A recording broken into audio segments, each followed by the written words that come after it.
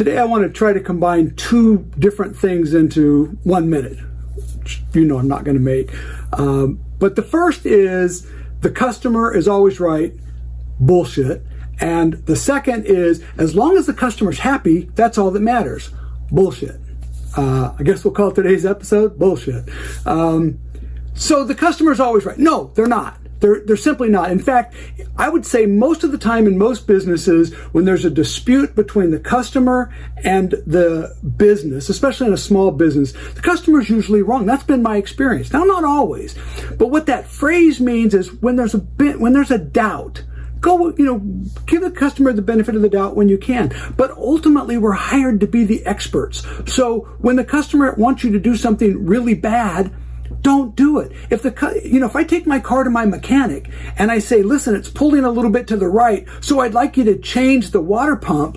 I want a mechanic who says, well, it is pulling a little to the right. However, changing the water pump won't help that. And if I go, no, I know it'll work. That's what I want to do. I want a mechanic who has the ethics to say to me, listen to me, that won't work. I've been a mechanic, you're not a mechanic, and that won't work. I can change the water pump for you, or I can stop it from pulling to the right, but those two things are not connected. So it is with us. When a customer tells us they want us to do something, if it's not going to work, we need to be able to say, listen, it's not going to work. Because that brings us to the second part of this, which is, as long as the customer's happy, that's all that matters.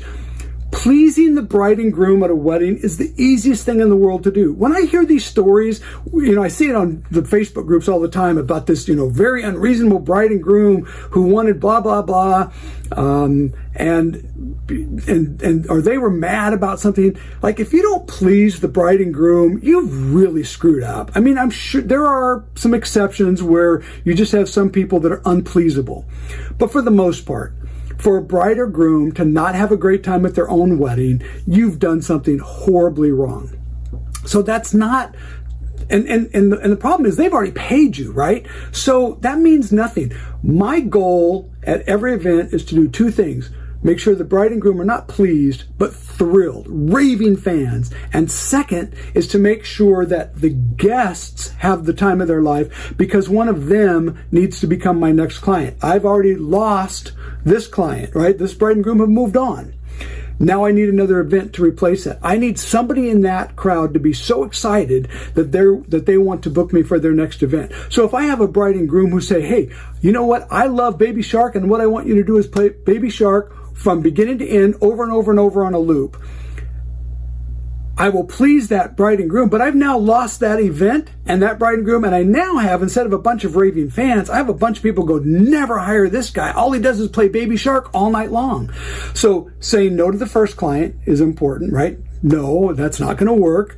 I know you like that. Let's work around that. But I also want to make sure that I find this new replacement client. So it's not enough that the bride and groom are happy. So when people say, as long as they're happy, that's all that matters. No, that's not all that matters. What matters is making sure that we replace that event. So we need to do things that engage the guests. I had a client not too long ago who I turned down and who wanted me to play nothing but heavy rap, like literally uncensored gangster rap. And she said, oh, I just want to sit around and listen to gangster rap. It's not my client. I could have made her happy, but anybody that would have seen me at that event would have never hired me for anything again. And I would have had a miserable time. There was nothing good about it. So I turned that one down, right?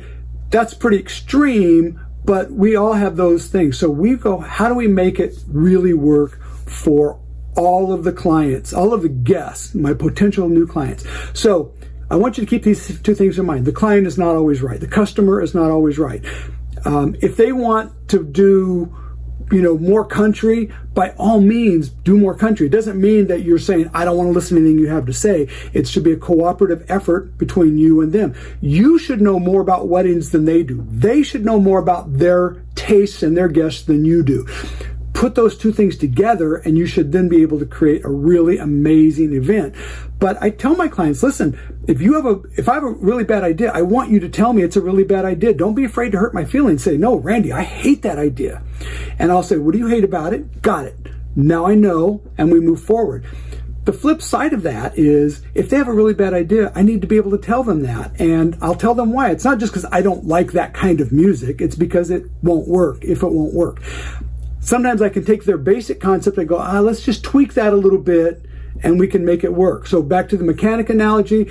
Listen, I see you do need a water pump, and I'll replace the water pump because you need that also. But that won't stop it from going to the right. So I'm going to also need to do an alignment so that we can fix both of those things. That's, by the way, everything I know about cars, that water pumps don't make it pull to the right, I think. I don't know. So keep those two things in mind. Customer's not always right, and we have to please more than the bride and groom. That cannot be, we can't set the bar that low. That's the easiest thing in the world to do. We have to set the bar way higher than that. The bar needs to be set that the guests leave there raving, and so that you get that phone call either Monday morning or 3 weeks from now, or years from now. I still get calls from years ago. People are holding onto my card and all the time who call me and say, you did a wedding 10 years ago and I've been waiting. Now I finally get a chance to use you. That's what you want to try to create. So my minute's almost up. Got to run. Have a great time.